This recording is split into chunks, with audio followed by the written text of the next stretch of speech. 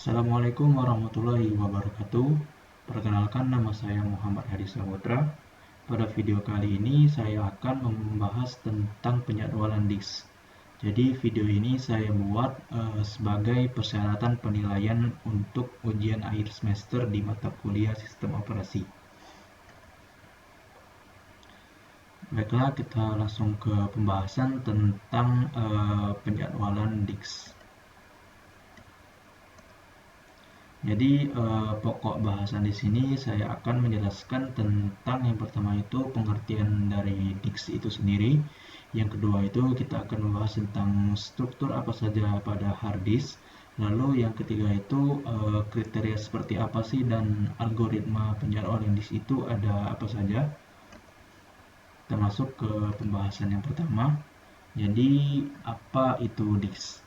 Jadi disk itu adalah sebuah tempat di mana penyimpanan data yang di dalamnya itu terdiri dari kumpulan beberapa cakram. Nah, cakram magnetik seperti gambar di bawah ini, di mana ini merupakan dari lapisan cakram itu tersendiri, cakram magnetik. Nah, ini merupakan disk yang bertipe magnetic disk.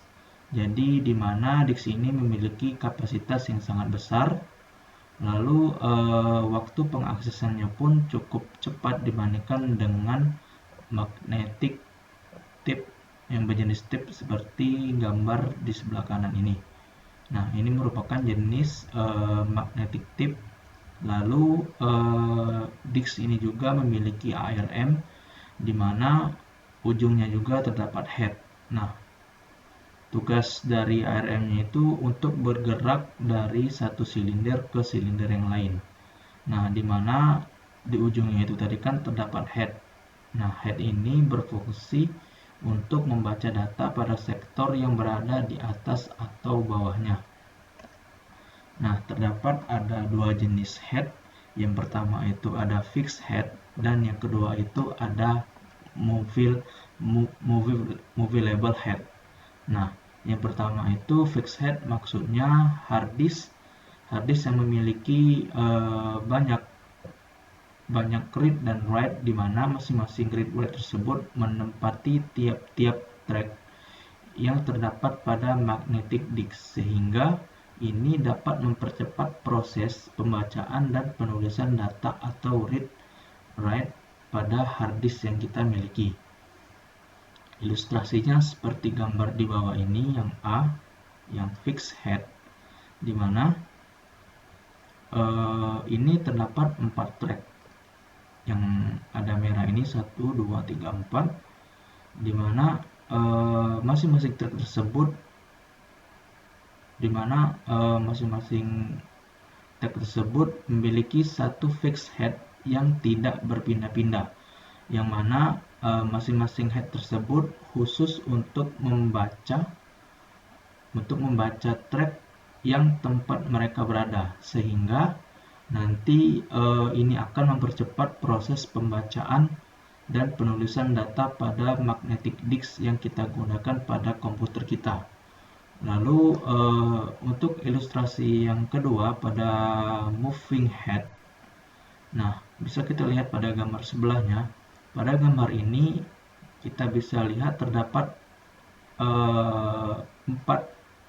track pada magnetic disk ini, dan titik merah ini merupakan read write yang dimiliki oleh magnetic disk, karena magnetic disk ini hanya memiliki satu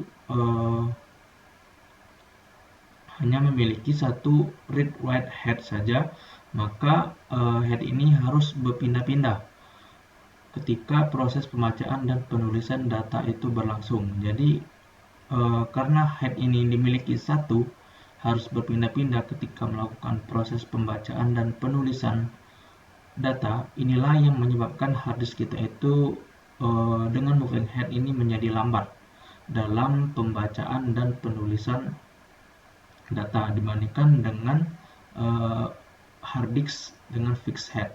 Karena hard disk dengan fixed head, masing-masing track itu sudah memiliki head untuk membaca dan menulis data. Sedangkan moving head itu headnya itu harus berpindah-pindah, sehingga proses read dan write data itu menjadi lambat. Lalu kita masuk ke struktur dari hard disk, di mana secara fisik itu disk cakram magnetis itu terdiri atas cakram yang tersusun secara vertikal.